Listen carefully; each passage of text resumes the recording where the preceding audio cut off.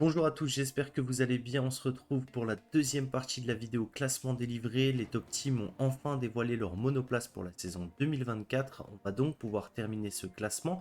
Si vous n'avez pas vu la partie 1, je vous invite à cliquer sur le lien qui s'affiche en haut de l'écran. N'hésitez pas à la regarder avant de regarder celle-ci. Trêve de bavardage, on est parti tout de suite avec la cinquième position. On retrouve donc Red Bull, niveau design, elle n'a pas trop changé, on retrouve principalement les mêmes couleurs que celles de la saison dernière, peut-être un bleu légèrement plus foncé que celui de 2023, mais la nuance n'est pas non plus super flagrante. Au niveau des changements mécaniques, alors là je vous avoue que j'ai été assez surpris de voir que Red Bull s'est grandement inspiré de la W14 de Mercedes pour cette saison. Bien sûr, quand je dis grandement, j'entends par là que Red Bull s'est inspiré de certaines pièces, mais y a ajouté sa touche personnelle, bien évidemment. On le voit avec le nez de la voiture qui est assez large pour le coup. Il donne l'impression de ne former qu'un seul bloc avec l'aileron, une première inspiration Mercedes qui avait fait cela la saison dernière. On peut remarquer qu'il y a eu un énorme changement sur les pontons, l'entrée d'air et la carrosserie. Là encore, il se démarque des autres écuries avec une entrée d'air verticale.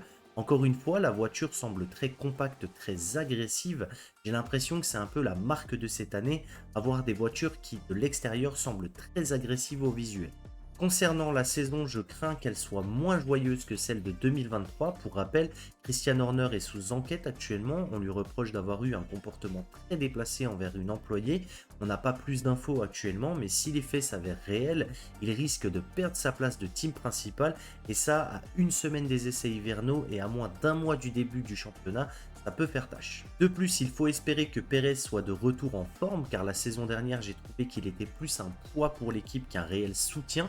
Il faut espérer que le Mexicain soit performant pour aider Verstappen, car je pense que cette saison sera bien différente et qu'il risque d'y avoir pas mal de rebondissements chez Red Bull.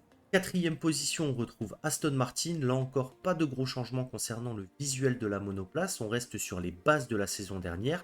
On voit que le nez, lui, a changé. Il est accroché à la partie haute de l'aileron avant. L'année dernière, ce n'était pas le cas. Les suspensions ont aussi été retravaillées, comme la majorité des équipes. On retrouve ces fameuses suspensions poussoirs. La voiture n'a pas tellement changé. Juste avant, je vous parlais de voitures au visuel très agressif. Là, c'est pas vraiment le cas chez Aston. On peut remarquer que les entrées d'air ont été rehaussées, mais dans l'ensemble, le visuel reste le même. Concernant la saison, j'espère qu'ils ont un meilleur plan de développement. Pour rappel, en début de saison, ils étaient au rendez-vous, on avait une monoplace très performante, puis les premières améliorations sont arrivées et ils ont stagné sur la deuxième partie de saison, rendant la monoplace moins efficace sur piste. Mais s'ils restent sur la lancée du début de saison 2023 et qu'ils développent la voiture correctement, je pense qu'ils auraient les capacités pour se montrer dangereux pour le top 3. Le top 3 d'ailleurs, on y arrive avec Mercedes. Alors très déçu de la présentation pour le coup, on n'a pas eu de vidéo ou autre. Le live s'est lancé, la monoplace est apparue avec Toto Wolff, Hamilton et Russell qui ont immédiatement enchaîné sur une interview. Noir, gris, on ne savait pas vraiment. Finalement, Mercedes a tranché et n'a pas fait de jaloux. Ils ont mis les deux couleurs qui se marient plutôt bien, je vous avoue. C'est assez homogène. Le dégradé entre le noir et le gris est très joli au regard. Ça change pas mal de la saison dernière. Et bien sûr, cette bande bleue qui est vraiment très jolie. Là, on arrive sans doute à un tournant par rapport à ces deux dernières années. La voiture a complètement changé. On sent que le retour de James Allison a fait du bien. Ils ont retravaillé le train arrière. Pour rappel, la saison dernière, c'était l'un des gros problèmes de Mercedes. La voiture glissait énormément à l'entrée des virages. Au niveau du nez de la voiture, on retrouve un nez beaucoup plus large que l'année passée. La forme de l'aileron avant, elle aussi, a été retravaillée. Là encore, on retrouve les suspensions poussoirs avec un petit détail qui marque, c'est cette petite bosse qui n'est sur aucune autre monoplace. L'entrée d'air, elle aussi, est bien différente des autres avec une forme plutôt triangulaire. Pour cette saison, j'espère les voir revenir sur le devant de la scène. Pourquoi pas aller chercher des batailles avec Red Bull, des podiums ou même des victoires. La voiture semble prometteuse, les tests au simulateur semblent assez satisfaisants, reste à voir ce qu'elle donnera lors des essais hivernaux. C'est la dernière année de Lewis au sein de l'écurie, pour rappel en 2025 il ira chez Ferrari, donc je pense que l'envie de finir en beauté est là. Je reste assez optimiste pour cette saison et je m'attends à de belles surprises. En numéro 2, on retrouve Alpine. Deux voitures nous ont été présentées par l'écurie française. Alors je risque de créer le débat, mais moi je les trouve juste sublimes, même si on retrouve beaucoup de carbone sur les deux monoplaces. Mais ça, il fallait s'y attendre. On savait que la majorité des écuries allait entre guillemets abuser de l'usage du carbone. Là encore, on retrouve une voiture totalement différente avec le nez de la monoplace qui est légèrement plus arrondi et plus large. La voiture semble plus basse aussi.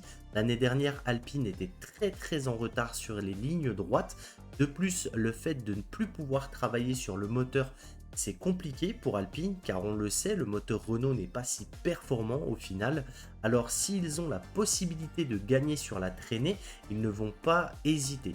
Et je pense que c'était un peu l'objectif de l'écurie, bosser sur cet aéro et cette traînée. Pour cette saison, je pense qu'ils ont moyen de jouer les points à chaque Grand Prix. Ils ont deux pilotes très performants, en pleine confiance. Ils ont moyen de briller, surtout si le problème de vitesse dans les lignes droites est réglé. Pour finir, et là c'est bien la preuve que sur le coin des pilotes, on est toujours objectif. Pour les plus fidèles d'entre vous, vous savez que je ne porte pas cette écurie dans mon cœur, mais je n'ai rien à dire. Ferrari vient prendre la première position et clôturer ce classement. La voiture est juste incroyable, je ne sais pas comment l'expliquer, mais visuellement, elle dégage quelque chose, je la trouve magnifique honnêtement. La petite touche de blanc et de jaune la rend juste incroyable. Au niveau des changements, là encore, on a la surprise de voir qu'il y a très peu de carbone sur cette voiture. On sait que Ferrari aime bien se démarquer des autres. Là encore, le carbone est bien placé et est assez discret. Le nez aussi a bien changé, je le trouve extrêmement large pour le coup. L'aileron avant aussi a été retravaillé, les suspensions elles n'ont pas changé. L'ensemble de la voiture a été rehaussé et c'est à peu près tout ce que j'ai pu remarquer comme changement sur cette nouvelle livrée. Concernant la saison à venir, je pense que niveau performance, on va avoir droit à de gros changements. L'année dernière, la voiture n'était pas la plus rapide. D'ailleurs, ça leur a coûté la deuxième place au constructeur. Mais cette saison, j'y crois. Je pense qu'ils